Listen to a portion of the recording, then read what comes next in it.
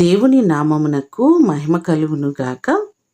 ఈ ఉదయకాలము మీకందరికీ వందనాలు తెలియచేస్తున్నాను. ఈ దినము మిమ్ములను బలపరచు దేవుని మాట. యెహోవా తమకు దేవుడుగా గల జనులు ధన్యులు. కీర్తనలు 144వ కీర్తన 15వ చరణం. ఎట్టి స్థితి గలవారు అని అంటే యెహోవాను దేవుడిగా కలిగిన వారు ధన్యులు అనే మాట మనకు కనబడుతుంది. దీవించబడిన వారుగా అర్థము మనకు వస్తుంది. ఎవరు దీవించబడిన వారు అంటే ఎవరైతే ఆయన్ను ఆశ్రయిస్తారో, యెహోవాను ఆశ్రయించు వారందరూ ధన్యులు అని కీర్తనలు 2వ కీర్తన 12వ చరణంలో మనకు కనబడుతుంది. 84వ కీర్తన 4వ చరణంలో కూడా చూస్తే నీ మందిరమునందు నివసించువారు ధన్యులు అనే మాటలు మనకు కనబడుతున్నాయి.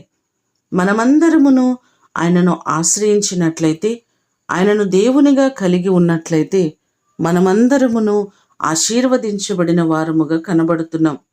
ఆయనను నమ్ముకొని ఆయన వైపు చూస్తూ నడుస్తున్న మన జీవితాలు ధన్యచరితములై ఉన్నవి. ఆయన అద్భుతములు చేసే దేవుడు. ఆయనను నమ్మిన వారిని సిగ్గుపడనిచ్చే దేవుడు కాదు. ఆయనను ఆశ్రయించిన వారిని విడిచిపెట్టేవాడు కాదు.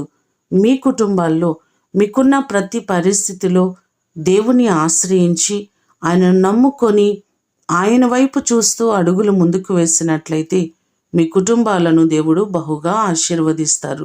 ఈ ఉదయకాల సమయంలో దేవుడు మిమ్ములను మీ కుటుంబములను ఆశీర్వదించునుగాక. ప్రార్థన చేసుకుందాం.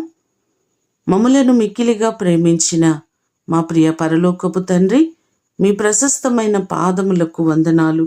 మిమ్ములను దేవుడుగా కలిగిన మా జీవితాలు ధన్యములై ఉన్నాయ్యా. ఇట్టి భాగ్యము కొరకు వందనాలు. మీరు మమ్ములను రక్షించి నీ బిడ్డలుగా చేసుకొని విలువైన రక్షణను మీరు మాకు అనుగ్రహించారు.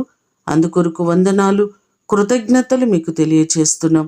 మా ప్రియులెల్లరికీ నీ కృపతోడుగా ఉంచి ఆశీర్వదించమని యేసు నామమున అడిగి వేడుకొని పొందియున్నాము తండ్రి. ఆమేన్. దేవుడు మిమ్ములను దీవించునుగాక.